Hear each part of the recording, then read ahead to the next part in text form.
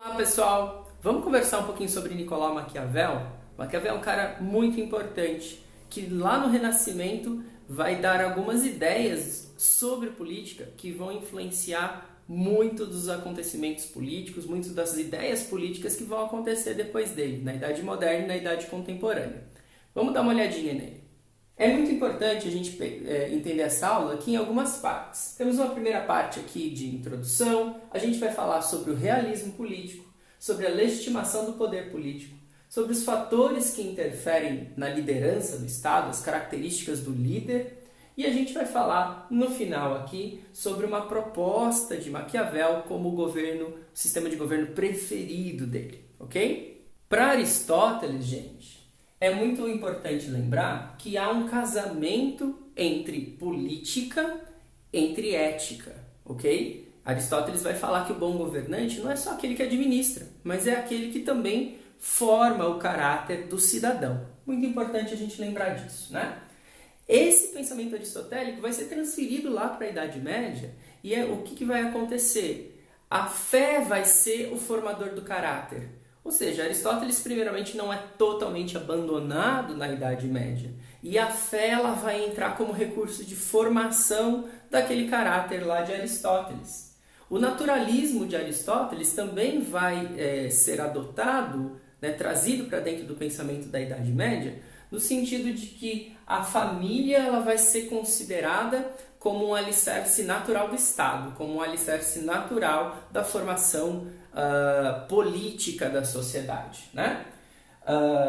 Isso é uma coisa muito importante da gente ter. Outra coisa que estava na atmosfera aqui na nossa introdução são ideias sobre o egoísmo do ser humano, são ideias sobre a soberania do Estado, que já especialmente com influência do Oriente, vão estar circulando, né, nessa baixa Idade Média, e ideias sobre a República, que na verdade já vem lá do Império Romano, lá de Cícero, né? Essas ideias todas estavam presentes e essa oposição, tanto a Aristóteles casado com o pensamento cristão medieval, são essas ideias aqui que vão estar presentes, são sobre essas ideias que Maquiavel vai construir seu pensamento político.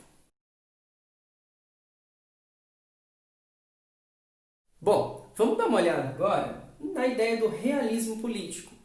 Justamente é a proposta de Maquiavel que vai se opor ao naturalismo aristotélico, no caso, que a gente vai chamar depois de realismo político. Ele não usa essa palavra, mas ele está mudando muitos paradigmas. Vamos dar uma olhada. Eu vou ter o certo e o errado, que é uma discussão importantíssima lá em Aristóteles, né? O que é moralmente certo, moralmente errado, através da formação do caráter, enfim. Eu vou ter isso como um valor menor do que a utilidade, menor do que aquilo que é útil, que é eficaz na sociedade. Aqui não é utilidade no sentido lá do utilitarista, não, tá? Então, na prática, eu vou ter a seguinte ideia. Diminui o peso do pensamento aristotélico, diminui o peso do pensamento da igreja, diminui as noções de moralidade dentro da política, de acordo com Maquiavel, e aumentam os conceitos de eficiência, aumenta a objetividade das discussões e das ações políticas, fundamentalmente das ações políticas. Tem dois pilares fundamentais para a gente entender esse realismo político de Maquiavel. Ideia número 1. Devemos olhar para a estrutura social que existe, devemos olhar para aquilo que é. Não adianta a gente falar daquilo que deve ser, não adianta a gente propor uma organização social utópica. A gente tem que olhar e agir, se governantes formos, a partir das evidências, a partir do que existe na sociedade. Pilar número 2. Não somos gregários, somos egoístas. Tem a ver com aquelas ideias que a gente disse que já estavam sendo trazidas anteriormente, já estavam no cenário intelectual da época, no qual Maquiavel estuda, né? Bom, não somos gregários, isso significa que nós não temos em nós a vontade de ficar juntinhos e felizes e viver em paz naturalmente, como dizia Aristóteles. Nós vamos buscar talvez até viver juntos, mas porque isso vai trazer algum benefício para a gente. Se não houver esse benefício, eu vou tentar me defender, eu vou sempre tentar olhar para o meu lado da questão, ok? Então é uma natureza humana que tende para o negativo, que tende para algo ruim rapidamente. Bom, gente, então o que a gente pode ter em mente é que é esse pressuposto número 1 do realismo político que está diretamente relacionado à justificação do Estado para Maquiavel, né? O Estado é contenção de conflito. Se todos nós buscamos aquilo que nos convém, egoístamente falando, a sociedade ela tem um conflito latente entre diversos grupos de poder que vão buscar os seus interesses. E o Estado, então, ele vai ser responsável por fazer a contenção desse ciclo de conflitos. É mais ou menos assim, para Maquiavel. Com um Estado ruim, mas pior sem, porque se não houver a contenção do Estado, esses grupos eles vão entrar num conflito muito sério. E essa ideia de Maquiavel, por exemplo, vai influenciar Hobbes, que vai escrever depois dele, né? A ideia de guerra de todos contra todos. Isso é um ponto fundamental. Outra consequência que da ideia 1 dentro da justificação do Estado é que Maquiavel reconhece que dentro da sociedade há diversos focos de poder. Primeiro ele está entendendo que política trabalha com o poder e ele está entendendo que na realidade, que na sociedade efetivamente há diversos grupos com interesses diferentes. A gente pode colocar o grupo do povo, que busca liberdade, e o grupo dos governantes, que busca o controle, como a principal leitura dessas relações de poder, mas Maquiavel também admite poderes plurais, subcategorias de poder dentro dessas grandes duas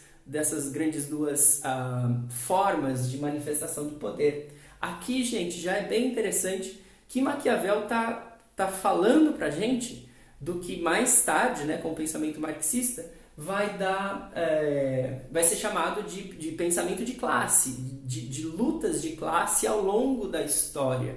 Maquiavel já está contemplando isso e vai influenciar, por exemplo, Gramsci, um grande pensador marxista.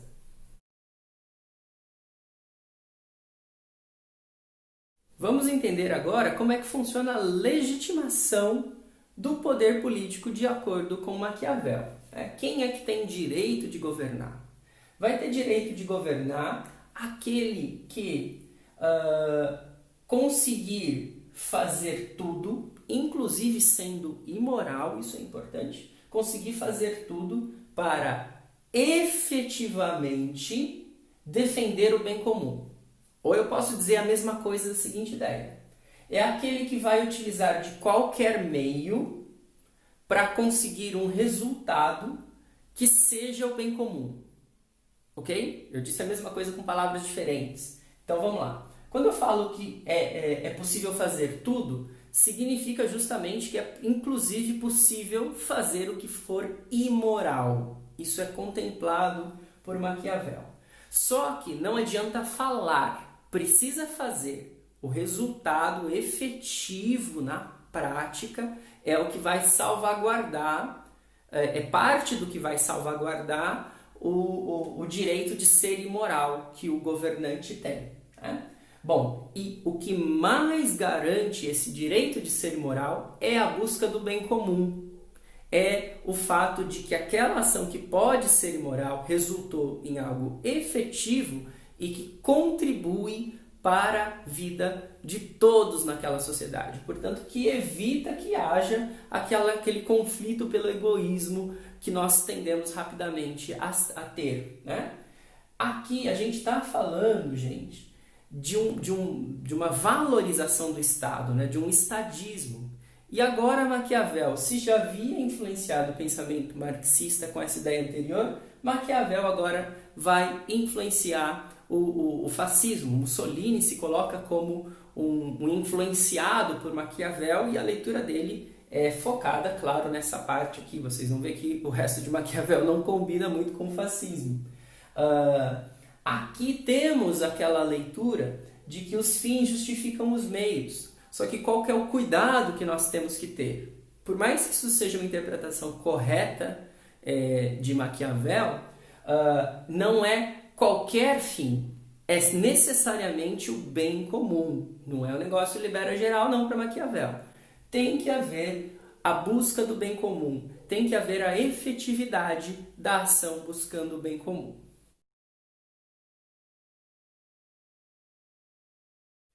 Vamos entender agora como que funcionam os fatores que influenciam no líder, nessa pessoa, esse grupo de pessoas que vai estar na liderança, no comando político, certo?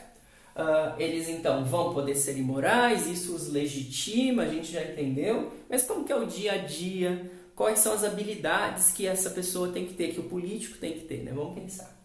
Maquiavel vai dizer que ele vai sempre procurar agir mediado por duas forças. Uma força é dele, é desenvolvida nele, certo?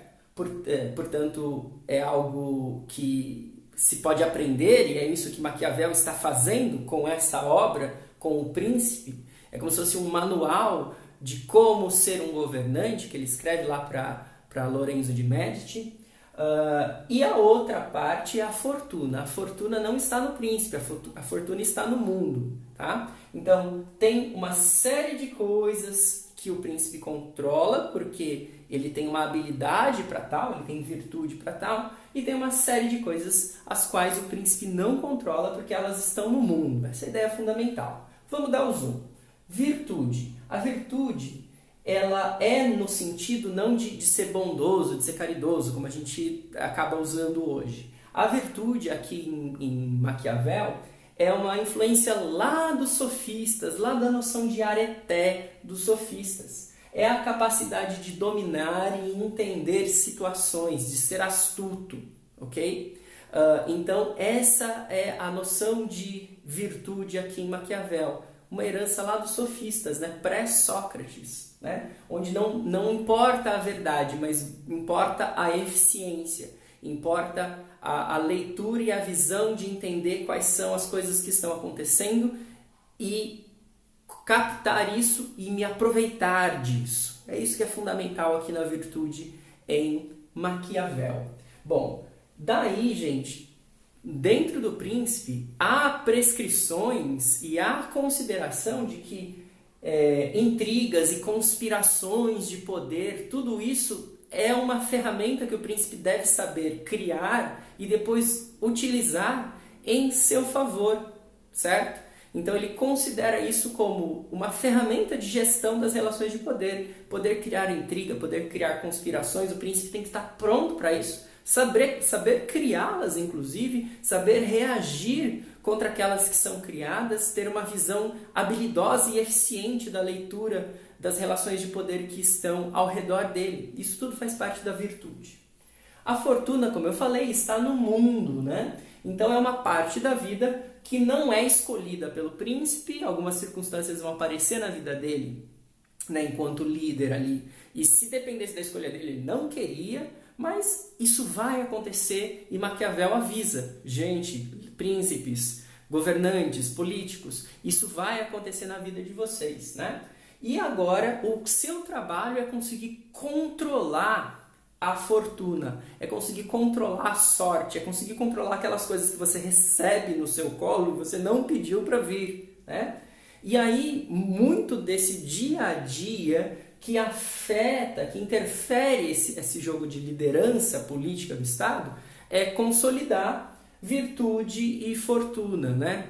Então eu posso ser um governante muito virtuoso, ter uma leitura de mundo muito clara, muito habilidosa, muito cuidadosa, tudo programadinho, eu posso ser virtuoso nesse aspecto. Aí vem uma pandemia, né? E, enfim, isso não estava dentro do meu aspecto de virtude. Como é que você vai lidar com essa sorte, com essa fortuna, com isso que você recebeu do mundo e não estava nos seus planos? Um ótimo governante, ele vai saber reagir desse modo, sempre buscando o bem comum, de acordo com Maquiavel. E agora, a gente encerra nossa conversa sobre Maquiavel falando de algumas ideias que está num texto não tão famoso dele, né? Não tão famoso quanto O Príncipe, que é de onde tem toda essa conversa que a gente teve agora, mas é um texto chamado Discursos sobre Lívio. E lá ele vai falar de como ele acredita que se constrói um melhor sistema de governo possível, ok? Ele vai falar o seguinte: nesse texto defende a república fundamentalmente, porque é na república que se contempla aquela ideia da multiplicidade de poder, e isso está tudo bem dentro de uma ideia republicana. Então ele fala que o melhor sistema de governo seria a república, essa é a ideia básica, mas ele vai além.